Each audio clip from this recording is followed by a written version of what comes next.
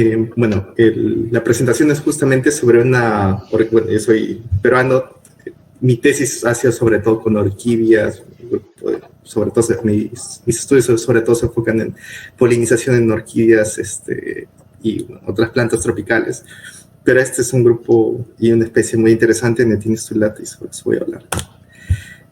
Bueno, yo sé que todos saben qué es esto, pero igual voy a hacer un pequeño refresh sobre todo esto. Como saben, polinización es el transporte del polen desde las anteras hasta el estigma, pero como también sabemos todos, las plantas no se pueden mover y por sí mismas no pueden transportar sus gametos masculinos, el polen, hacia la parte femenina. Obviamente podría la misma flora autopolinizarse, pero esto, como sabemos, tampoco es conveniente. Entonces, para eso lo que utilizan las plantas, plantas con flores, las angiospermas, es utilizar vectores. Hay varios tipos de vectores, pero los principales vectores son los animales. Los animales están ayudando a las plantas a polinizarse, a reproducirse sexualmente. Pero no es que son simplemente altruistas los animales y van porque quieren ayudar a las plantas a polinizarse, sino que las flores producen ciertos compuestos que son aprovechados por estos insectos, bueno, animales en general, pero sobre todo insectos. Algunos, por ejemplo, son el néctar, el mismo polen, el mismo gameto, y hay una infinidad de otros de recursos que le llamamos recompensas, por los que estos insectos y otros tipos de animales van hacia a las flores.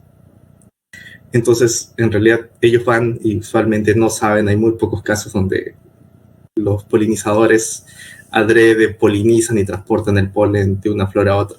Normalmente, realmente no saben y lo hacen. Ellos van porque desean aprovechar algún recurso. Y bueno, y justamente la flor necesita llamar la atención de los polinizadores. O sea, al final lo que pasa es que si para nosotros las flores son súper atractivas, esto por ejemplo es una flor del lipón peruviano, que supuestamente fue la parte central de mi tesis de doctorado. Si vemos muchas flores, para nosotros visualmente son súper atractivas, ¿no? Pueden ser grandes, coloridas, y ese, aunque es algo interesante para nosotros, ese en realidad no es el fin de la flor. La flor, si bien quiere ser atractiva, no es para nosotros, sino para los polinizadores, ¿no? Y utiliza estos colores, estas formas, el tamaño, justamente para decirles, indicarle a los polinizadores que tienen algo para ellos, que puede ser la comida, aprovechar energía, en el caso de se entregue calor, un lugar donde aparearse, donde pasar la noche. Entonces, al final es eso, las flores son como señales, unos anuncios publicitarios para los polinizadores, para que se acerquen a ellas, ¿no? Y al final, porque lo que quiere la planta es atraerlos y poder transferir su polen de una flor a otra. Y bueno, para eso las flores utilizan muchos tipos de señales, solo voy a hablar de tres, los más importantes. Uno son para nosotros lo que más obvio es, los colores. Las flores son muy coloridas, hay de diferentes patrones de color, no solo es que sea un color, sino pueden ser diferentes colores de una flor, diferentes patrones. También hay diferentes formas, se sabe que las formas también, diferentes tipos de formas pueden estar relacionadas con los tipos de polinizadores y pueden atraer más a un polinizador que a otro. Y justamente la parte central de mis estudios, que es esto, los químicos. Para nosotros, en muchos casos, no necesariamente es muy obvio, sabemos que muchas flores huelen bastante y son muy olorosas, pero hay muchas otras flores que no huelen tanto, por lo menos para nosotros son casi inodoras, pero para los insectos huelen mucho. Y es que si se imaginan los animales, y si pensamos en los insectos, que son los más importantes polinizadores entre los animales, los insectos sobre todo se comunican y navegan utilizando sus antenas, utilizando químicos. Estamos rodeados, vivimos en un mundo que es completamente químico, lleno de compuestos en todos lados. Y lo que utilizan los insectos es justamente estos químicos para poder encontrar, en este caso, las flores. Y si se imaginan, sobre todo en un bosque, es muy difícil que utilizando la visión pueda encontrar las flores o algo, el recurso que están buscando. Ellos son muy, muy dependientes de los aromas. Y en algunos casos se ha demostrado, como por ejemplo en estos casos que son polinización por engaño sexual o polinización por recompensa de perfumes, que los aromas son los únicos importantes para la atracción. Y bueno, justamente hablando de colores, formas y aromas, las orquídeas son súper llamativas. Las orquídeas son súper variables, hay muchos colores, muchas formas, muchos tamaños, muchos olores, y justamente por eso también las orquídeas son atractivas para nosotros, por toda esta diversidad de colores y formas que tienen, y bueno, por eso son el grupo que más se utiliza ornamentalmente o más se aprovecha ornamentalmente. Al momento se sabe que hay más de 28.000 especies, es el segundo grupo más diverso de plantas luego de las asteráceas. Y bueno, justamente esta súper diversidad de colores, formas, tamaños, olores en orquídeas se relaciona con esto, con los tipos de polinizadores. En las orquídeas ustedes pueden encontrar casi cualquier tipo de polinizador que se imaginen. Hay abejas, como muchos otros grupos, hay mariposas, hay polillas, hay moscas, hay avispas, pero por ejemplo también hay termitas, hay algunos tipos de moscas también especializadas. Se da en muchos casos también un tipo de polinización que es engaño sexual, donde la flor está imitando a la hembra del macho polinizador. En otros casos como este, si bien no es estrictamente restringido a las orquídeas, pero se conocen estas abejas como orchid bees, unas abejas eulacinas que van a colectar los perfumes que son producidos por las flores y luego utilizan, bueno, se las acumulan en sus patas y luego las utilizan para aprovecharlos como precursores feromonales y poder atraer a las hembras. Y bueno, eso que les mencionaba, ¿no? Justamente en orquídeas, si bien no está restringido en orquídeas, también se conocen otras dos familias. En orquídeas es bastante común encontrar en diferentes familias, en diferentes grupos, engaño sexual. Acá, por ejemplo, tenemos una avispita que es un macho que piensa que la velo es una hembra. Y bueno, justamente dentro de este grupo de orquídeas tenemos a una especie también bastante particular. En Europa es el lugar donde mejor estudiadas están las orquídeas. Diría que se conocen todas las especies. Siempre aparece alguna especie nueva, pero eso ya dependiendo qué tan estricto uno sea y qué concepto utiliza de especie, pero se conoce muy bien la diversidad de orquídeas aquí. La polinización de las orquídeas aquí también es la mejor estudiada en el mundo. Y justamente una de las especies que se sabía muy poco es esta especie que se llama Neotinio ustulata, que también está presente en España. En realidad tiene una súper alta distribución.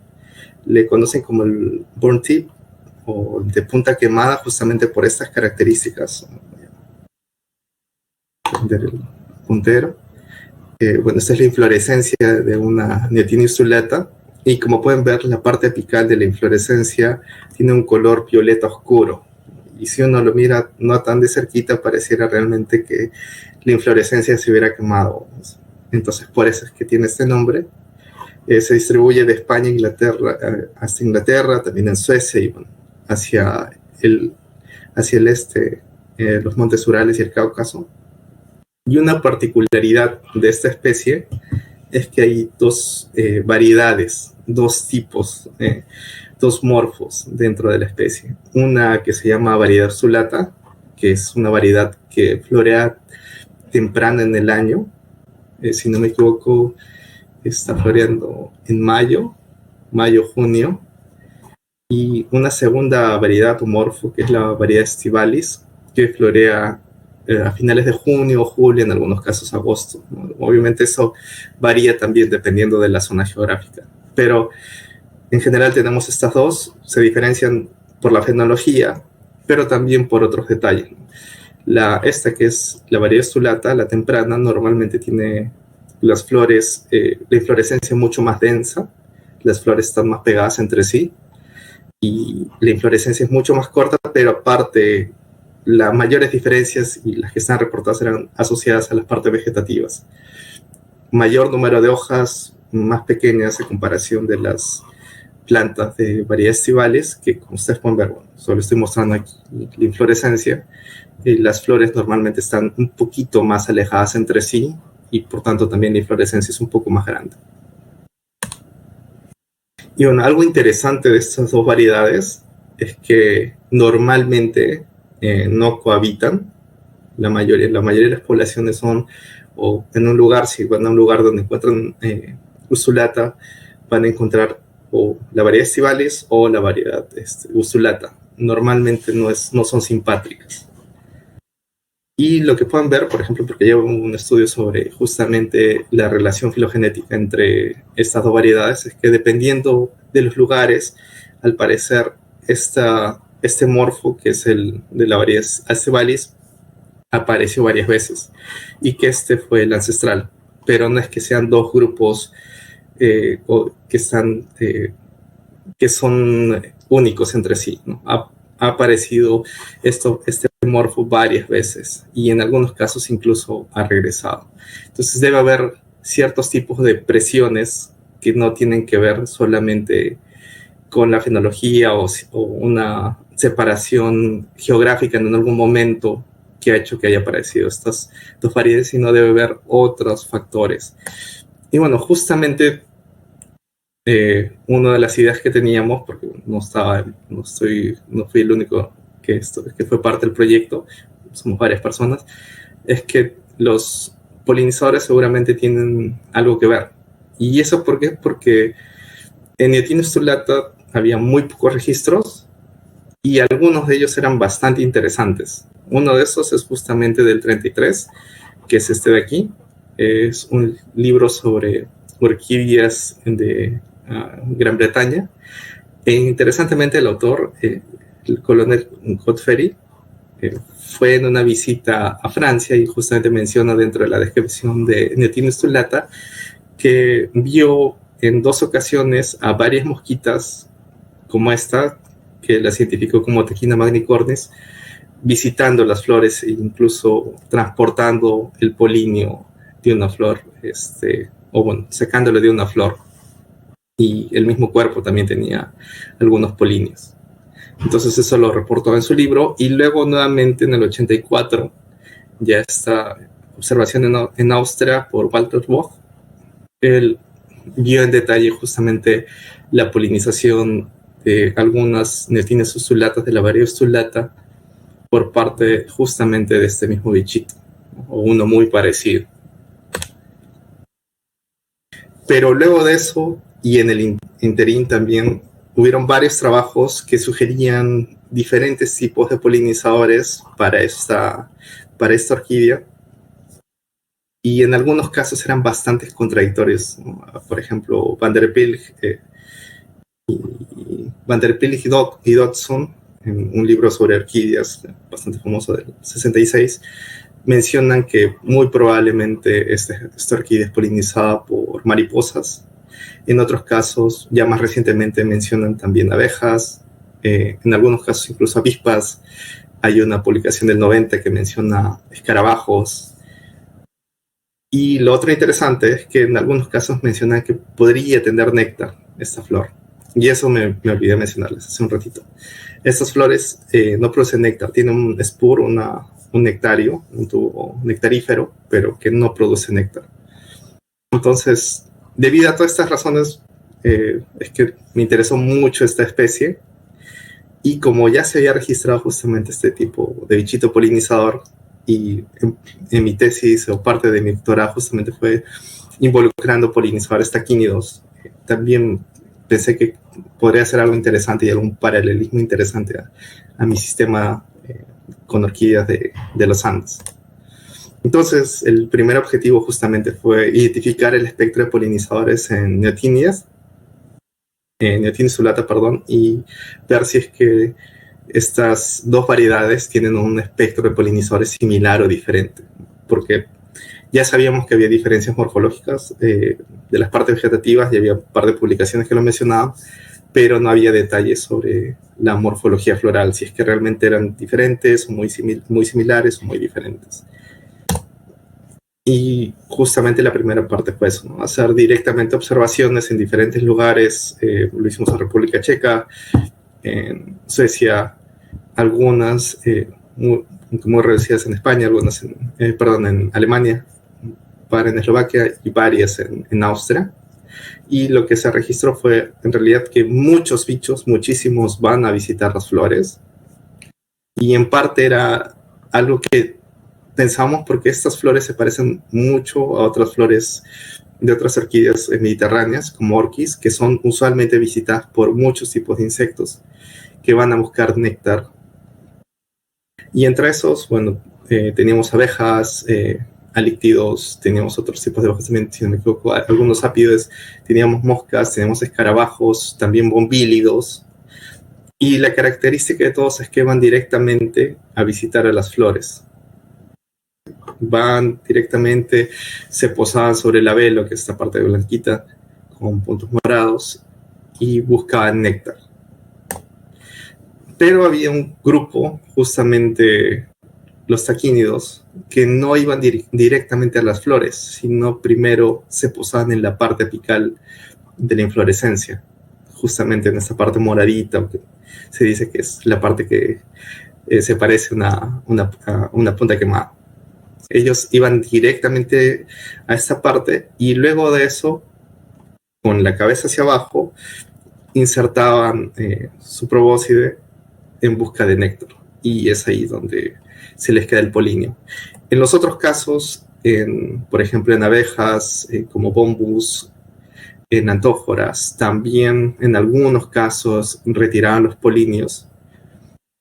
Y en muy raros casos también algunos escarabajos. El resto realmente visitaba las flores, pero no removía los polinios. Solo bombus, algunas otras abejas y estos tipos que siempre o casi siempre que introducían la cabeza retiraban alguna polinio o dejaban algún polinio. Y bueno, hicimos eso para las dos variedades en diferentes poblaciones y simplemente primero comparamos los espectros de visitantes. Y lo que vimos claramente es que la variedad temprana ustulata era mucho más visitada por abejas, mientras que la estivalis en proporción era mucho más visitada por moscas, sobre todo taquínidos.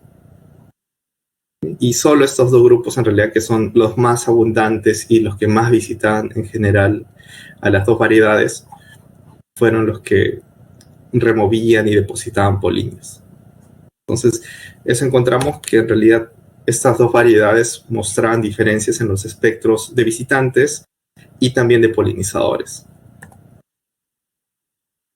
Entonces, hicimos esto, clasificamos a la variedad temprana ustulata como predominantemente polinizada por abejas y la tardía como predominantemente polinizada por moscas. No es que solo están polinizados por ellos, pero principalmente ellos eran los polinizadores. Entonces, concluimos esa primera parte aquí y luego justamente para explicar o tratar de conocer por qué podrían haber estas diferencias, porque en realidad hicimos también un pequeño muestreo, pero eso fue en el museo, de qué tan frecuentes e infrecuentes son estas moscas. Al parecer las moscas eran igual de frecuentes a lo largo de la temporada. Las abejas sí cambiaban un poco más, pero tampoco eran muy grandes como para esperar esas diferencias en atracción o en visitas. Entonces fuimos a analizar la morfología, a ver si es que la morfología podía explicar algo. Hicimos 8 tipos de medidas a las flores: el ancho del labelo, el largo del labelo, la profundidad de la probóscide, la apertura de la flor, justamente donde sea la inserción de la cabeza. Y lo que notamos, para eso muestramos 4 poblaciones, 2 de Ustulata, 2 de Astevalis, y lo que notamos claramente es que las flores de Ustulata, la variedad temprana, son un poquito más grandes que las de la variedad tardía, que es Astevalis. Y esto, bueno, no lo muestra acá, pero justamente estas de la variedad tardía se ajustan mejor a la morfología y al tamaño de las cabezas de los taquínidos, que normalmente son más chiquitos, y la probóscide es mucho más pequeña que la de los bombus o antóforas, que eran los mayores polinizadores de la variedad temprana. ¿Sí? Entonces, estas dos variedades son morfológicamente diferentes. Entonces, no solo es que sean diferentes vegetativamente, que ya se conocía, sino que también la morfología floral es distintiva entre ambas. Y otra cosa que nos parecía interesante era saber cómo es que percibían las flores los polinizadores. Ustedes saben que nosotros tenemos 3 fotorreceptores, los insectos también tienen, pero tienen un fotorreceptor que va hacia el lado de ultravioleta, o sea, ellos pueden percibir el ultravioleta, cosa que nosotros no podemos hacer, y el color rojo ellos no lo perciben muy bien. Estoy hablando de abejas, pero en caso de moscas es un poco diferente, ellos sí pueden percibir mejor el rojo y también el UV. Y lo que queríamos saber si es que habían diferencias en las señales de colores de las flores, dentro de las flores en sí, y también entre las 2 variedades. Para eso hicimos mediciones de la reflectancia del labelo, de estas partes blancas, lo que llamamos la capa, que en realidad son los sépalos, esta parte que está por aquí, ¿sí? Y también de los sépalos, pero de los botones, ¿sí? Es la parte del ápice. ¿Y eso por qué? Porque esto que llamamos capa o HUD, normalmente son mucho más claros que esta parte apical. Normalmente este es un violeta muy oscuro, un rojo oscuro, y estas de aquí, cuando las flores se abren, toman una coloración mucho más pálida, mucho más clara. Entonces, por eso es que hicimos medida de las 3. Y luego de eso hicimos un modelo para ver, tratar de inferir cómo es que estas diferentes estructuras es percibida por las abejas y por las moscas. Entonces, cuando hicimos eso para individuos de ambas variedades, encontramos esto. Estas de aquí, las violetas oscuras, representan justamente al tip, a la parte que estaría quemada, esto a los sépalos, a la capa, y esto de aquí, el labelo. Y lo que pueden ver es que claramente, en realidad, la parte del labelo es muy diferente y contrastante con la parte que está en el ápice de la inflorescencia, la parte quemada. Y eso no solo es para las abejas, sino que también es para las moscas. Igual, es bastante diferente, hay mucho contraste, entonces para ambos insectos en realidad es muy fácil distinguir ambas estructuras en color, y además que tenga bueno, no estoy mostrándolo acá, pero que tenga estas diferencias y estos patrones hace también que el contraste sea aún mayor y puedan aún ver mejor, porque bueno, los insectos no ven como nosotros, sino que depende mucho el background para que puedan distinguir o no un color. En este caso, justamente que esté asociado a colores blancos, el labelo hacía que esta parte del tip sea mucho más contrastante y fácil de distinguir para las moscas. Entonces, pueden distinguirlo. Esta parte del HUD, de la capa, en realidad era como un intermedio, en algunos casos era percibido como color verde para las abejas. Y cuando hicimos las comparaciones, vimos que sí, también que hay diferencias notables entre la reflectancia en las diferentes estructuras. Y entonces concluimos eso, ¿no? Que las moscas y las abejas podrían distinguir las diferentes partes, y sobre todo las que más nos interesan, que eran el labelo y el tip. Y además, aparte de eso, también encontramos que había ciertas diferencias, también estadísticamente diferentes, pero no tan grandes, entre la reflectancia entre Ustulata y Astevalis. ¿Sí? Y bueno, aparte de eso,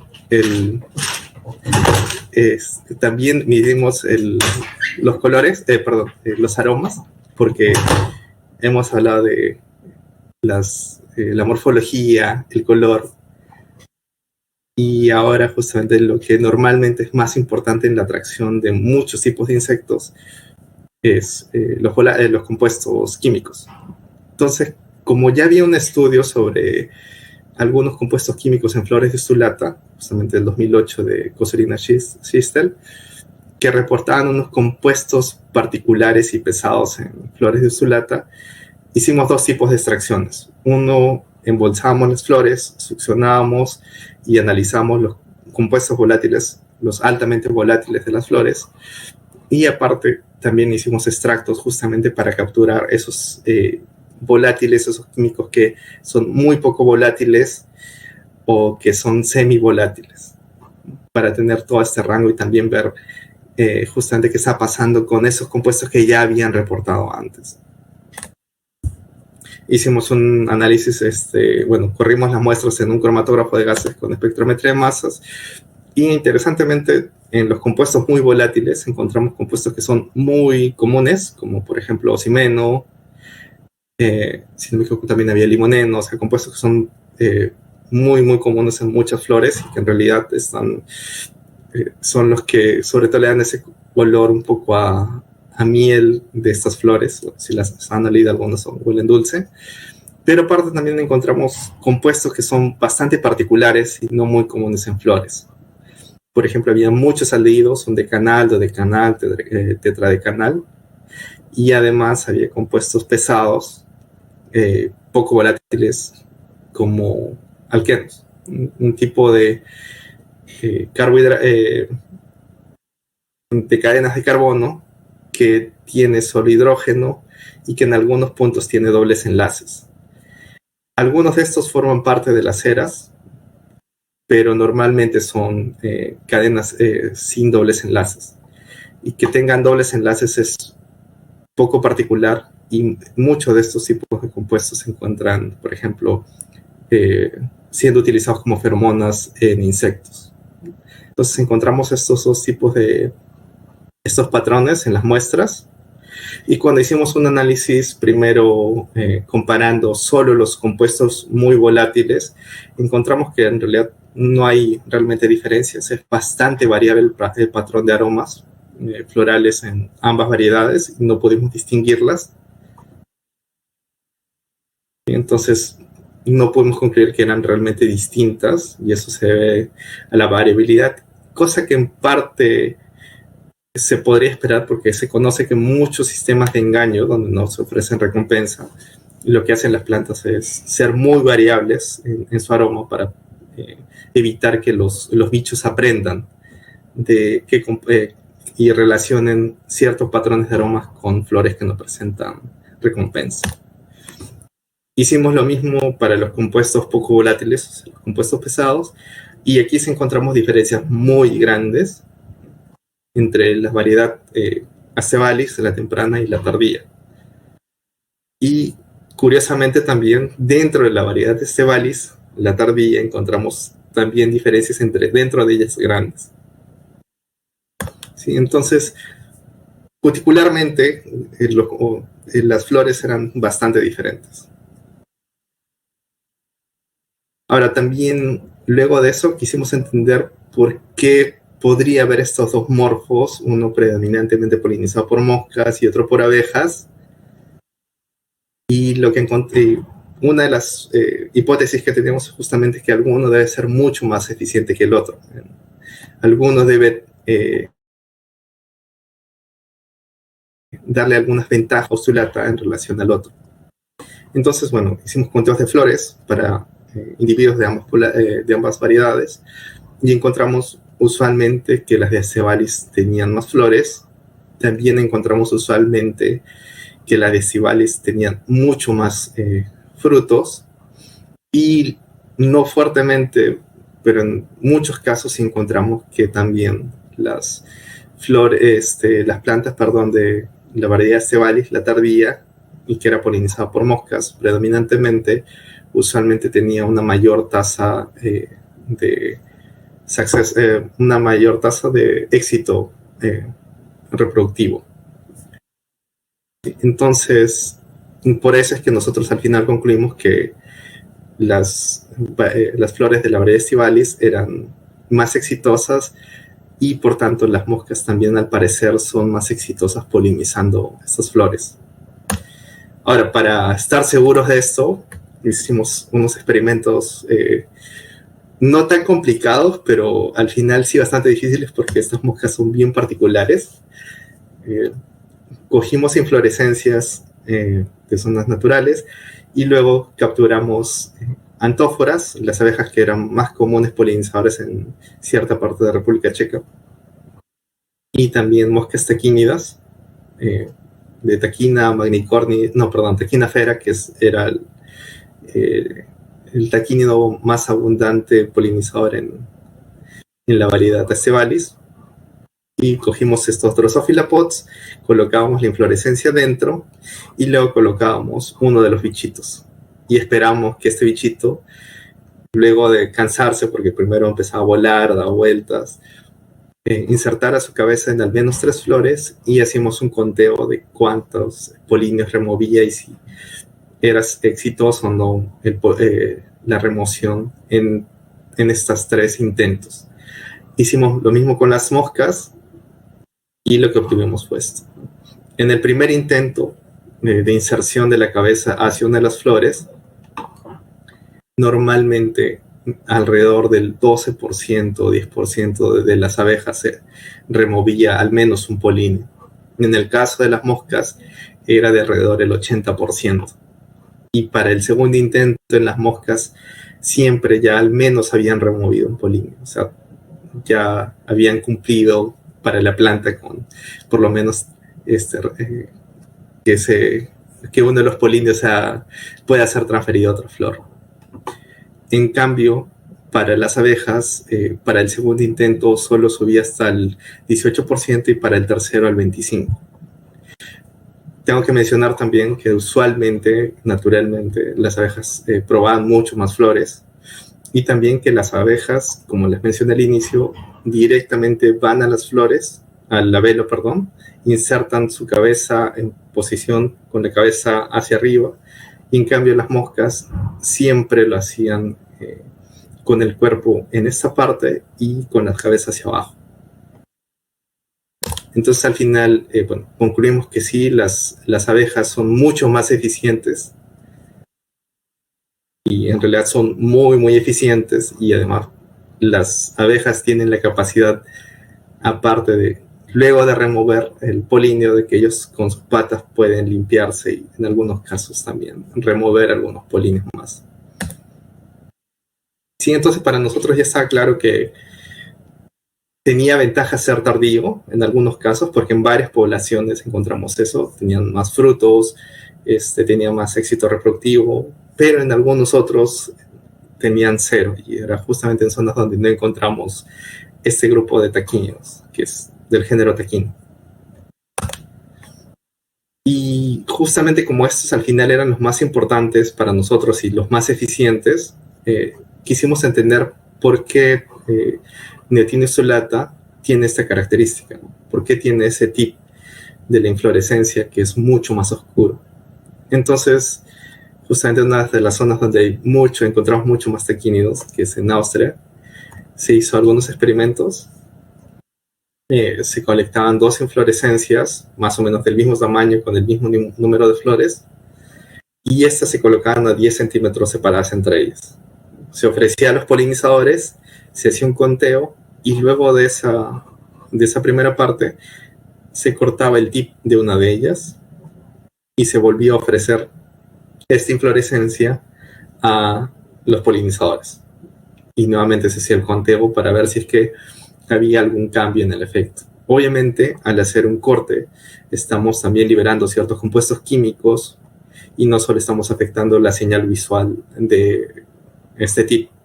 Entonces, para controlar eso, también se volvió a juntar la inflorescencia con un alfiler, como ven por aquí, y nuevamente ofrecerlas y ver si es que en todo esto había diferencias en atracción entre las dos inflorescencias y entre los tratamientos. Y algo que me olvidé mencionarles es que en realidad encontramos que no era una sola especie de taquínidos, que está por aquí, en realidad eran 3 de 2 géneros que son bastante parecidos. Uno era Tachina magnicornis, el otro Tachina fera y este que es Novicia fera. Y bueno, lo que encontramos fue esto y pudimos hacer este experimento afortunadamente para las 2 variedades. La primera variedad, que es esta de aquí, y aquí sí no pudimos controlar ese tercer factor que les mencioné hace un ratito. Hicimos la primera parte, ofrecer las 2, encontramos que la atracción era similar. Y cuando ofrecimos la segunda parte, cuando una ya tenía el tip cortado, pudimos ver que la atracción de esas plantas que tenían el tip cortado era mucho, mucho menor que la otra que no tenía cortado y estaba solo a 10 centímetros, o que las otras, o que la misma planta en la anterior ocasión cuando no estaba todavía manipulada. Y las diferencias son muy, muy grandes, pero igual teníamos la duda, ¿no? Podría ser que esto se deba también a que la inflorescencia ha empezado a liberar compuestos químicos que son de defensa y entonces está afectando la atracción. Por suerte, para la otra variedad sí podemos hacer estos 3 tratamientos y ya podemos controlar eso. Nuevamente vimos lo mismo. Inicialmente, la flor las 2 inflorescencias que estaban intactas atrajeron más o menos los mismos números de moscas. Luego, cuando a una se le cortó, a esa que se le cortó, atrajo mucho, mucho menos y la otra aumentó. Y cuando se hizo se le colocó nuevamente el tip a esa que tenía cortado el tip, vimos que las diferencias, había ligeras diferencias, pero no eran estadísticamente diferentes. Entonces, ya estamos seguros que sí, justamente ese tip, esa parte quemada, era muy importante y era justamente una señal visual para atraer a estas moscas taquínidas. Sí, entonces entendimos por qué justamente estas neotines oculatas tienen esta parte quemada. Es una señal súper fuerte para atraer a estas moscas taquínidas, ¿no? Que no podría ser usada para atraer abejas, ya que normalmente ellos no ven estos colores. Y bueno, como hace un ratito vieron, les mostré también que hay unas señales fuertes, diferencias fuertes en cuanto a la composición de compuestos pesados en las flores. A estas le llamamos compuestos cuticulares porque normalmente no son muy volátiles y están muy asociados a la cutícula. Y dentro de todos esos, que eran bastantes, nos interesaron 2, que son estos 2 que ven ahí, 11-tricoseno y 11-pentacoseno, porque son compuestos bastante particulares y raros, no son muy comunes. Primero en flores e incluso en insectos también no son tan comunes. Entonces, quisimos entender si es que estos 2 compuestos están presentes en todas las neotinias o solo en esta, ya que ya hubo un estudio también mostrando que estos compuestos que son alquenos también, al parecer, aparecieron de forma ancestral en toda orquídea. Entonces, primero, bueno, hicimos un análisis de todos los compuestos cuticulares en 4 especies de neotinia. Hay 6 especies de neotinia, podemos conseguir material de 4. Neotinia láctea, maculata, tridentata y ustulata. Ustulata las que ven por aquí. Y lo que vemos nuevamente claramente es que el patrón de compuestos cuticulares es muy diferente entre Neotina ustulata y el resto de las neotinias. Pero esto es tomando en cuenta todos los compuestos, ¿sí? Y también mencionar que hay algunas aquí por abejas, otras se autopolinizan y otras por hormigas. Pero cuando hicimos esta comparación, comparamos todos los compuestos químicos que identificamos. Pero hay un detalle con eso, ¿no? Puede ser que a pesar que nosotros matemáticamente encontramos diferencias, el bicho igual no las diferencia porque los compuestos que huele no han cambiado en proporción, en presencia. Entonces hicimos un análisis de electroantenografía, cortamos la antenita de las moscas, las pasamos por los compuestos por un cromatógrafo para poder identificar qué compuestos podía oler nuestras moscas. y utilizar esos compuestos que puede oler para nuevamente hacer el mismo análisis y ver si es que realmente las moscas podían diferenciar los patrones de olores entre las diferentes especies de neotíneo, ¿sí? Y justamente los dos compuestos que más hacían reaccionar a la antena fueron estos dos nuevamente, 11-tricoseno y 11-pentacoseno, como por acá con las flechitas. Nuevamente hicimos el análisis, ahora solo tomando en cuenta esos compuestos a los que la antena reaccionó, y nuevamente encontramos lo mismo, ¿no? Que hay los patrones de aromas entre Ustulata y el resto de las neotíneas es bien diferente, y en algunos casos ni siquiera para la mosca, al parecer, no diferenciaría los patrones de aromas, como por ejemplo entre maculata y láctea, ¿sí? Entonces, también estábamos ya seguros que para las moscas debería oler diferente nuestra neotina ustulata al resto de las neotinias. Y cuando vimos o tratamos de entender cómo es que se diferencia o ha ido cambiando la evolución de la producción de estos compuestos químicos que son particulares dentro de los orquidines, hicimos una reconstrucción de las orquidines, en muchos de los casos al menos una especie por género, y ploteamos en ellos los datos de evolución de estos dos compuestos. Lo que vimos es justamente que solo en neotina ustulata se da una alta proporción relativa de estos compuestos en la cutícula a comparación de todo el resto de las orquídeas. Y si nos fijamos, solo en este grupo es donde ha evolucionado un tipo de polinización por taquínido, porque sí hay polinización por moscas en un par de otras especies de orquídea. Predominantemente también hay abejas en toda la orquídea. Y finalmente, para no alargarlo mucho más porque ya vi que me pasé bastante, también al final comparamos si es que esos patrones de compuestos, cómo es que fueron cambiando cada uno individualmente en todas las orquidines, y como pueden ver es que justamente este 11-tricoseno, que es el más raro entre estos dos, es particularmente abundante en neotina ustulata y no en el resto de las taxa dentro de orquidina, que en los que tenemos data sobre compuestos cuticulares. Y en cambio, 11-pentacoseno sí no es tan alto, y también ocurre en Ophrys, que si recuerdan, Ophrys es un género que predominantemente utiliza engaño sexual, o sea, las flores imitan a la hembra, ya sea de avispas, de abejas o de escarabajos, para ser polinizado. Y esta se ha detectado en muchos casos como feromonas, parte de la feromona sexual de estos bichos. Y nuevamente, solo esos dos.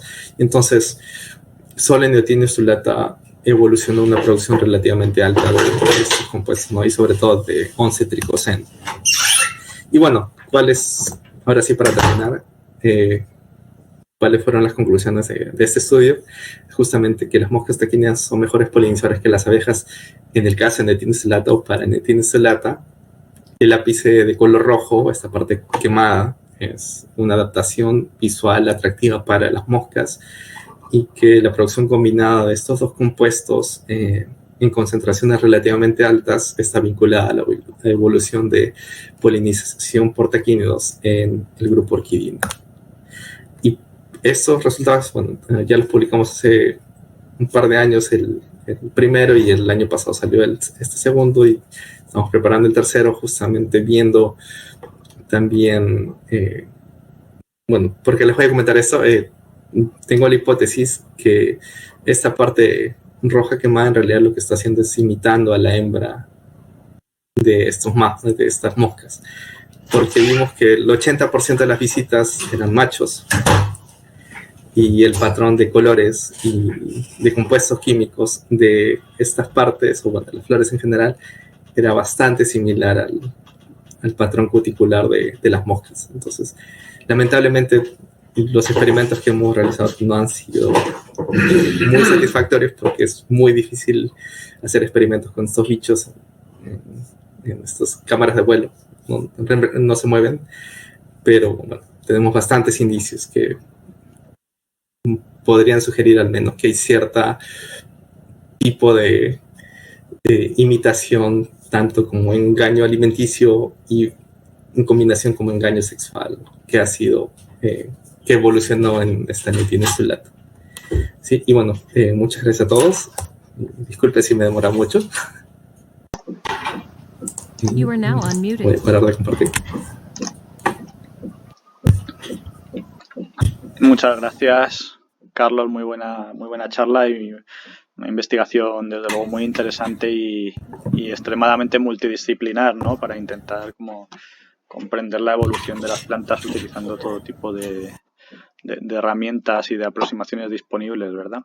Bueno, vamos a abrir el turno de preguntas. Como he comentado antes, podéis encender el micrófono o escribir vuestras preguntas por el chat y yo las leo, como siempre. Así que, bueno, pues adelante, mientras pues puedo ir haciendo yo alguna. Claro. Mientras la gente piensa sus preguntas.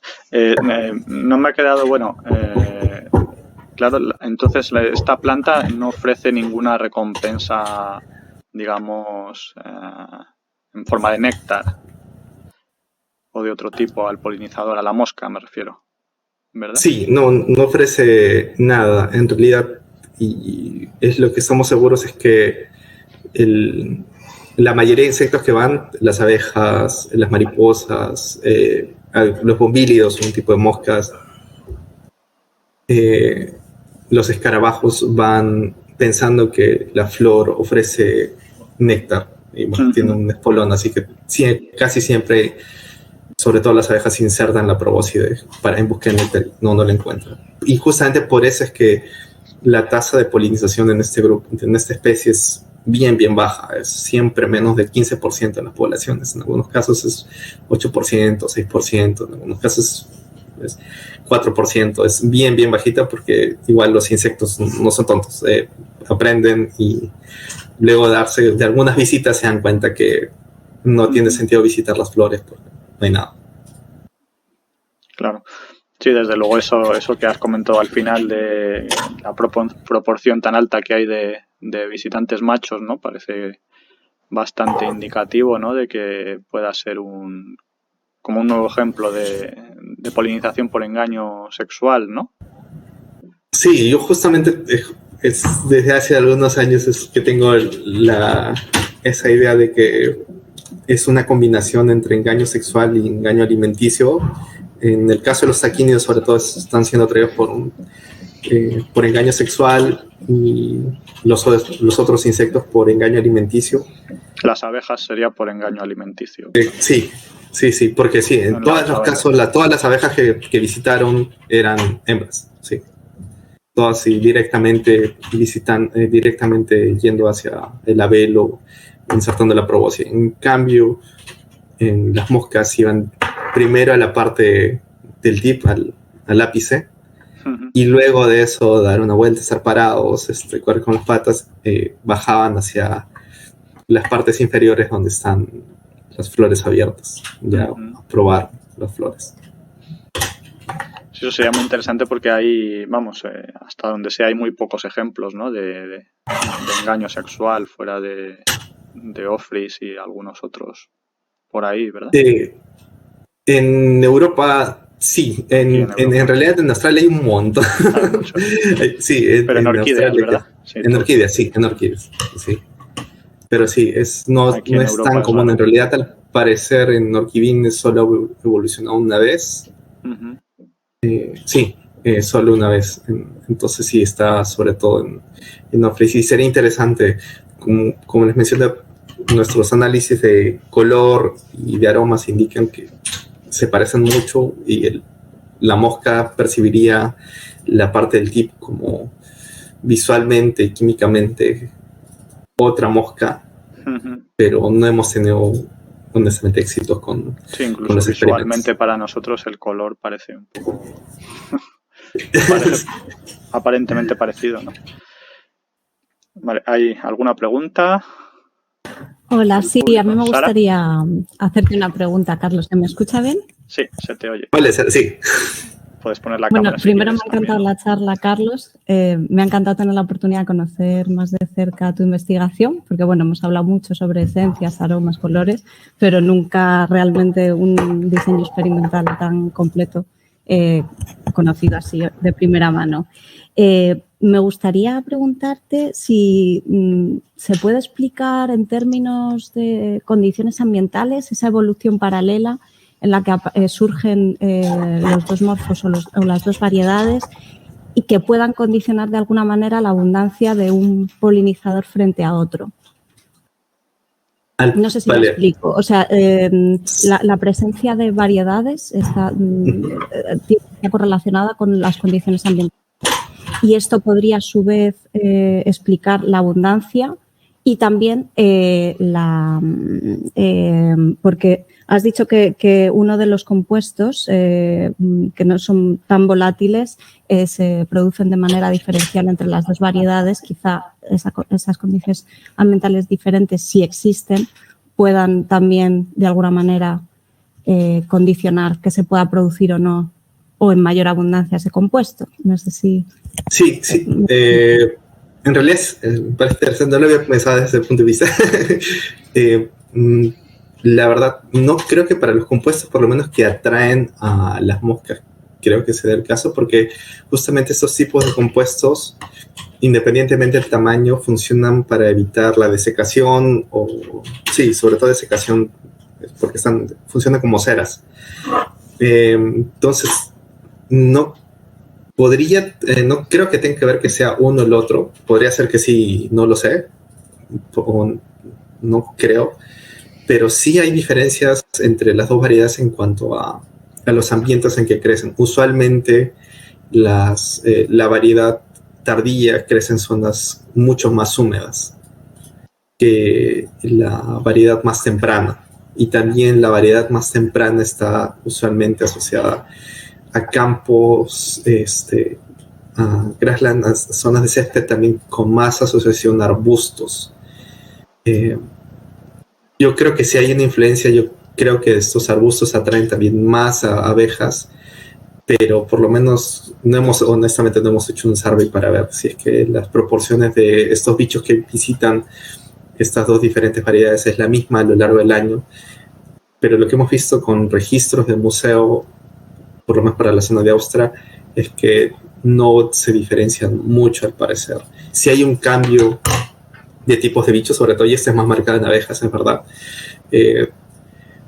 No todas las abejas están todo el año, pero sí se van reemplazando, y eso podría estar afectando, porque también quienes más visitan entre las abejas a la variedad tardía son trabajadores de bombus. Y esto justamente en la etapa temprana recién están las reinas preparando las colmenas muy chiquitas. Entonces, quizá también eso hace que haya diferencias entre los grupos. Pero voy a explorar lo que mencionas porque honestamente como te digo, no lo había pensado. Puede ser que sí, algunas de estas condiciones ambientales hacen que algunos de estos compuestos pesados que se utilizan como ceras sean más o menos producidos. Y también apoyen este cambio, aparte de solo la proporción de los bichos. Gracias, Carlos. Muy bien, gracias, Sara. Tenemos una pregunta en el chat. Marcos Perille dice una pregunta técnica. Para contar visitas, ¿os plantabais todo el día junto a unas flores y las vigilabais? ¿Detectasteis un horario óptimo de visitas?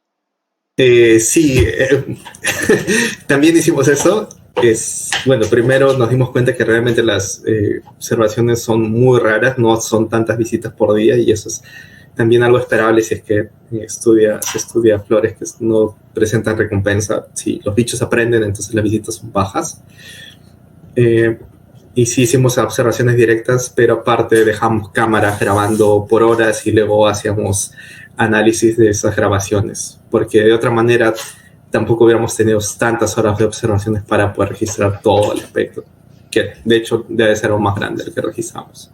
Pero sí, estamos también algunos días, nos quedamos ahí al costado de las flores mirándolas. También porque bueno, creo que es importante, si bien la cámara nos puede decir y grabar ciertas cosas que nosotros no podemos percibir, hay otros detalles que quizás no son necesariamente registrables por las cámaras. Entonces, que eso, por ejemplo, lo vimos en algunos casos con mariposas que estaban siendo atraídas hasta cierto punto, pero no llegaban a visitar las flores. Sí, o algunos visitantes para atraparlo. Por ejemplo, los alíctidos, la verdad, los registros que tenemos con las cámaras son muy malos porque las visitas eran muy, muy rápidas. Entonces era mejor estar acostado, atraparlos y en algunos casos poder utilizarlos para poder identificarlos. Uh-huh. Sí, él preguntaba también si detectasteis algún horario óptimo de las visitas, por lo menos para estos polinizadores dominantes, ¿no? Entre las 10 y el mediodía en las poblaciones que estamos visitando. Usualmente era del mediodía durante la mañana. Había mucho más visitas. Sí, eso suele ser lo más típico, al menos en ambientes así europeos, ¿no? Vamos a ver si hay alguna pregunta más.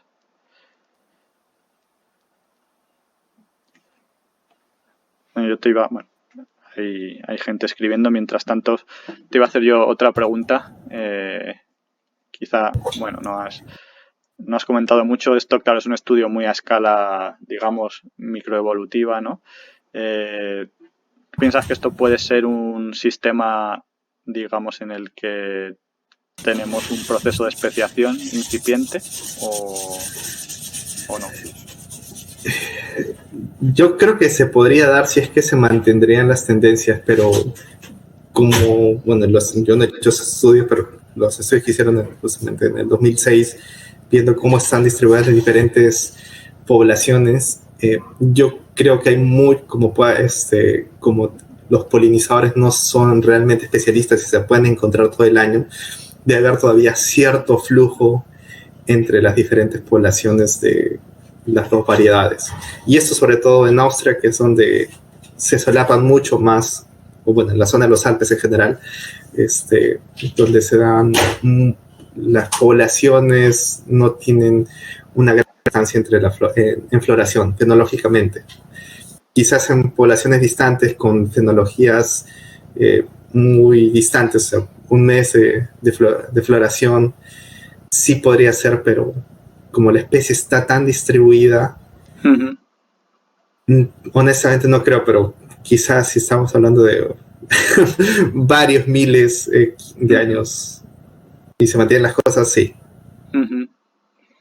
Porque lo que se vio, ¿no?, en ese análisis filogenético es como que la variedad tardía, ¿no?, es la que ha evolucionado, parece. Sí, en varias ocasiones, sí, pero ha habido un par de regresiones. Ajá. Entonces, y yo creo que eso, bueno, se puede asociar obviamente a condiciones ambientales, pero si piensan los polinizadores que en algunas poblaciones de la variedad tardía no habían, realmente la polinización era cero el éxito, no habían frutos para nada, y eso era en más de un año.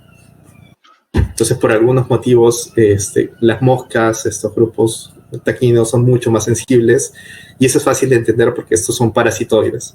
Entonces necesitan al hospedero, solo depositan un huevo por hospedero, los números son mucho más pequeños en comparación a las abejas, entonces son mucho más susceptibles a cambios ambientales también. Y si la planta, la tardía depende mucho más en entonces también me parece que es mucho más riesgoso para esta variedad tardía. O sea que en estas poblaciones pudo estar el polinizador en el pasado, ¿verdad? Sí, con seguridad, sí, porque no se autofecunda. Por las fluctuaciones no poblacionales actualmente Sí, y como tiene bulbos, en realidad están vivas las poblaciones por mucho tiempo, en realidad los individuos, entonces puede ser que sean poblaciones que ya tienen bastante tiempo y no tienen éxito. Todavía las encontramos porque son plantas perennes. Sí, lo de la especiación, bueno, lo preguntaba un poco como hipótesis, ¿no? Aunque la variedad tardía haya evolucionado varias veces, pues al tener todas ellas como un mismo periodo de floración, pues a lo mejor podría ocurrir que empezaran a tener flujo génico entre ellas, aislado de la otra, y bueno, no sé si pudieran dar lugar eventualmente a una especie, pero bueno, está claro que en todo caso sería algo muy incipiente, ¿verdad? Sí, justo había otra pregunta más. Sí, te la leo. Sí, realizasteis, Daniel Pinto Carrasco pregunta si realizasteis vosotros mismos la determinación de los polinizadores a nivel de especie y sexado. No, el sexado sí, el sexado no es muy problemático identificar si es macho o hembra en los insectos, en abejas o moscas. En la identificación, no, algunos esto no es un trabajo único, hemos sido varias personas involucradas. Algunas de las personas conocen bastante bien las abejas y han estado viendo a nivel de género. Solo para algunas especies, por suerte, la más común es en polinizadores, en abejas, Hannes Paulus, Stefan Dotter y Demetra Rakosi, que han sido también parte del proyecto. Ellos conocen bien a las abejas, entonces pudieron identificar a nivel de especie, que es los bombos, Antophora. Y en caso de las moscas taquiños, ahí sí fue más problemático. Ahí pedimos ayuda a curadores de museo, uno de Alemania y el otro de Austria, justamente para poder identificar a las moscas, que es mucho más complejo. Hay muchas especies crípticas y sí, es bastante menos conocido que abejas. Sí, siempre estos trabajos son necesariamente colaborativos. Si tuviera que hacer todo una persona no sería viable. ¿Están escribiendo alguna pregunta más en el chat?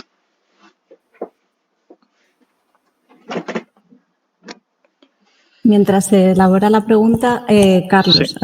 Tengo una curiosidad. En tu experiencia y con la bibliografía que has podido leer sobre orquídeas y como has expuesto que las orquídeas pueden ser bastante generalistas, ¿no? Por ejemplo, en el caso expuesto, aunque no en todos los casos es una polinización real, pero bueno, al menos sí visitan muchos insectos. ¿Has percibido que hay mayores tasas de diversificación en géneros o grupos con polinización más especializada o con más generalista? ¿O hay algún patrón, alguna tendencia? Esa pregunta es chévere. Hay estudios en realidad que muestran eso y hay otros estudios que muestran que no hay. Pero yo creo que también eso se debe en parte a los grupos que se han analizado. Una de las causas que se dice que es uno de los factores importantes para que haya tantas especies o diversificado algunos géneros es en realidad el epifitismo de las orquídeas, que creo que es súper importante, pero yo también creo que es los polinizadores o la diversidad de polinizadores es súper importante. Más bien, justo acá te en un ratito, entonces, sí. Es decir, si tiene alguna pregunta más, yo les puedo contestar sin problema. Por favor. Perdón. A ver. Sí, tenemos una última pregunta en el chat de Juan P. Pregunta si hay dimorfismos sexuales entre las especies de taquitos. No realmente. Las hembras usualmente son ligeramente más grandes. Ligeramente el abdomen es más grande, un poquito más ancho, un poquito más largo. Pero no son, visualmente, si lo comparas, es difícil verlo, pero sí, si los mides y ya conoces a los grupos, los puedes diferenciar, pero lo más sencillo es simplemente voltear el abdomen y ver el orificio genital, que para estas moscas no es tan pequeñito, o sea, se puede diferenciar y con una lupa se puede diferenciar sin problema, sin estar haciendo secciones o así. Químicamente sí hay dimorfismo, sí hay diferencias, no es forma, pero sí hay bastantes diferencias químicas. Muy bien, muchas gracias. Pues ya llevamos un poquito más de una hora, así que yo creo que lo vamos a cerrar aquí. Muchas gracias, Carlos, por la charla. Como siempre, la colgaremos en YouTube para que la podáis volver a ver. Nada, muchas gracias a todos por vuestra asistencia. Nos vemos en el siguiente café sistemático, que será a finales de febrero, con Lucía Campos Domínguez, que hablará sobre genómica en el género Begonia. Vale. Así que, bueno, nada más por mi parte. Gracias a todos y hasta la próxima. Gracias también a ustedes. Gracias.